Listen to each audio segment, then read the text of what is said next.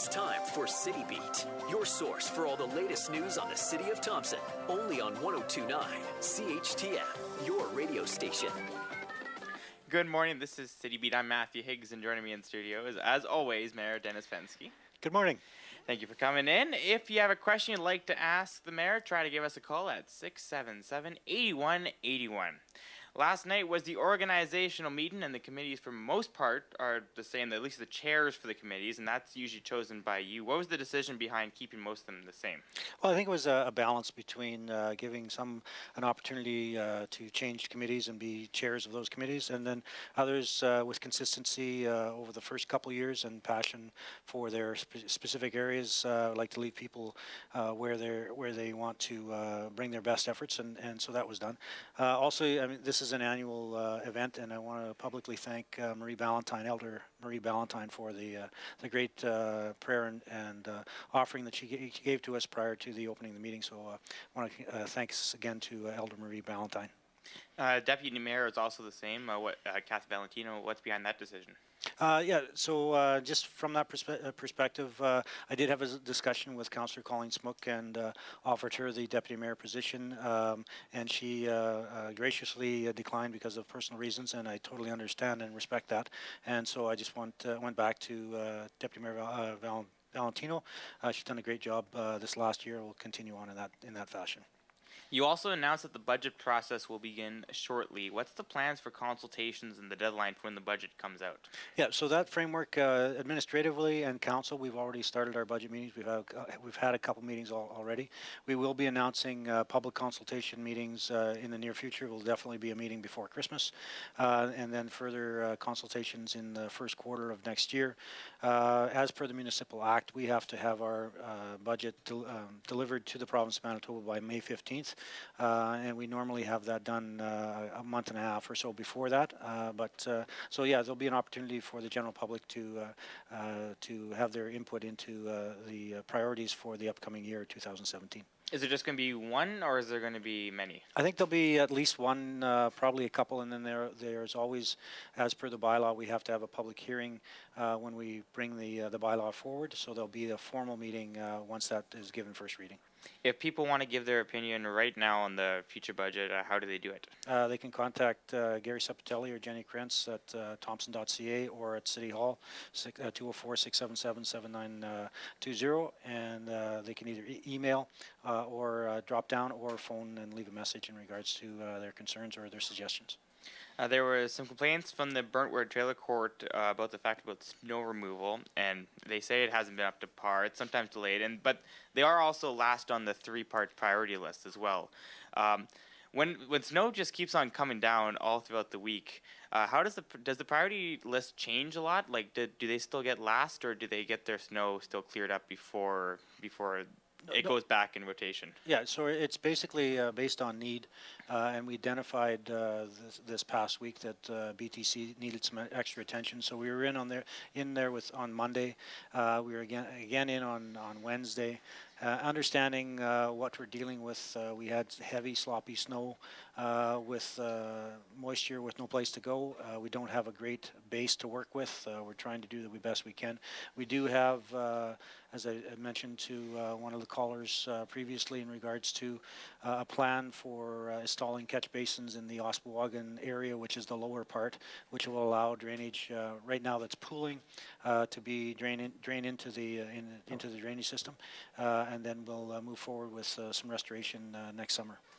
We're also expecting in the next week, it looks like, plus temperatures for the week. Is that gonna, snow's gonna melt? That's what's gonna happen. Is there gonna be any concerns on the roads or anything like that? Absolutely, because we're into this freeze thaw. So you noticed this morning when you got up, it was like -1 or 2, froze overnight, so the roads are slippery. By this afternoon, they'll be wet and melting. This weekend, it'll even be more so, being, I think, highs of 6 or 7. So there will be a lot of snow melt, a lot of water running. but unfortunately it'll freeze during the night, and in the morning it'll be slippery. So we caution everyone that's driving vehicles to be very cautious of that, and especially with pedestrians, because your stopping distance now is that much longer. So drive defensively in regards to approaching other vehicles, but also in seeing pedestrians either crossing the street or attempting to cross the street, give a wide berth and allow yourself plenty of room to stop, because it is quite slippery. We'll have the sanders out, but just take it into your own hands to be your own defensive driver. And do the sanders come out right after it freezes over? Yes, normally we would have sanding on in the morning to deal with that, and so hopefully we'll do our best to deal with the situations as they arise. And will there be much drainage issues with the water that's going to be, I guess, coming from the melting? Yeah, our priority will be to keep the catch basins open. So if you see, as the general public, if you see water pooling, it most likely is a frozen catch basin. So again, get a hold of Public Works at 204-677-7970 and let them know the location so that they can free up that catch basin and get the water to drain into the system. Ambulance costs are going down for the public, but at the council meeting, you guys were discussing about it. Will these changes affect the city's finances? Somewhat, and we're unsure with the province of Manitoba in what fashion they will. The province announced a freeze in ambulance fees and a reduction to the individual, and so there are actually 4 ambulance service providers in the province, the City of Thompson being one. So we've raised this issue with the minister in regards to the impact on our revenue. So our understanding is that there is paperwork to be filled out if there's a loss of revenue, and that the province will ensure that it's a zero impact on our community and our revenues, but the savings will be at the individual level where they don't have to pay the full rate.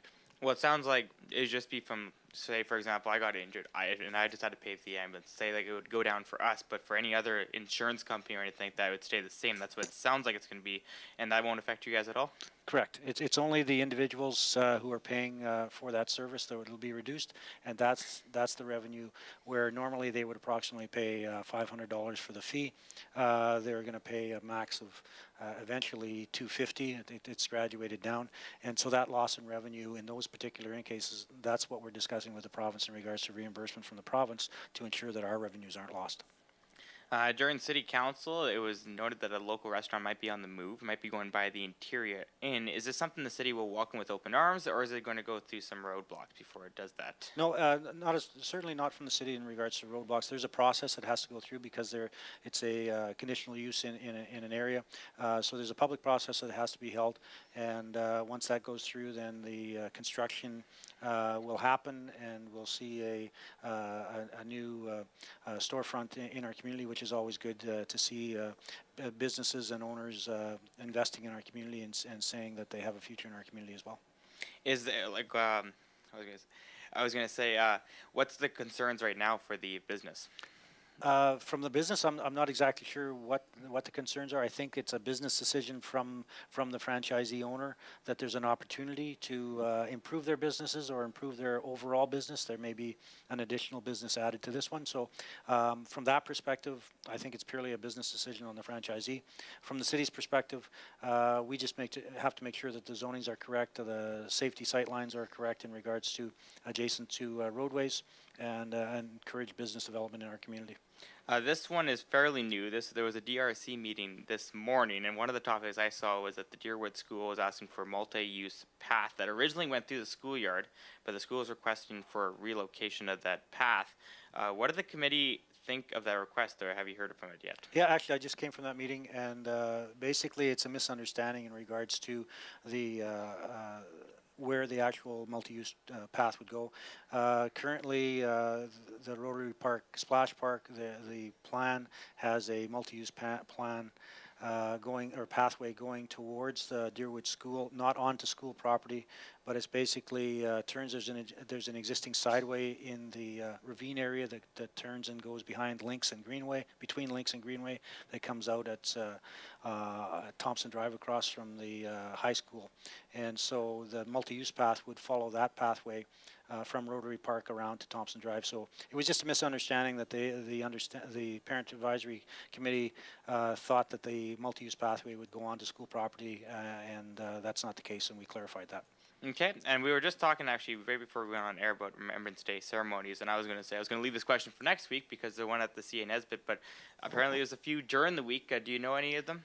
Yeah, actually, the Wapanuck School has their regular Remembrance Day services, and then the citywide services are held at the TRCC on November 11th, and the high school has their own as well. I'm not sure if other agencies or organizations have a smaller version of Remembrance Day service, but the largest of the three is again at the TRCC. Come early to get your seats because it's a well-attended event and a well-respected event as it should be. Are you going to be speaking at any of them? Absolutely. I'll be at the city one at the TRCC, and the city representative will be at the Wapanuck one as well.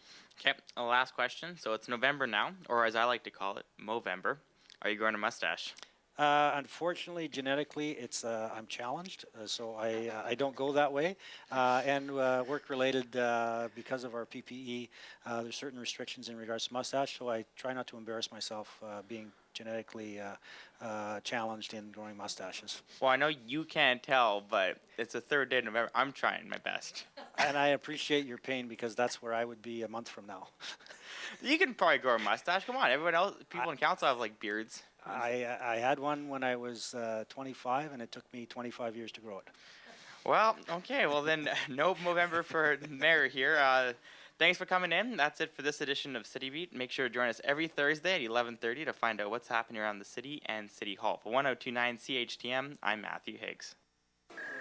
City Beat will be back next Thursday.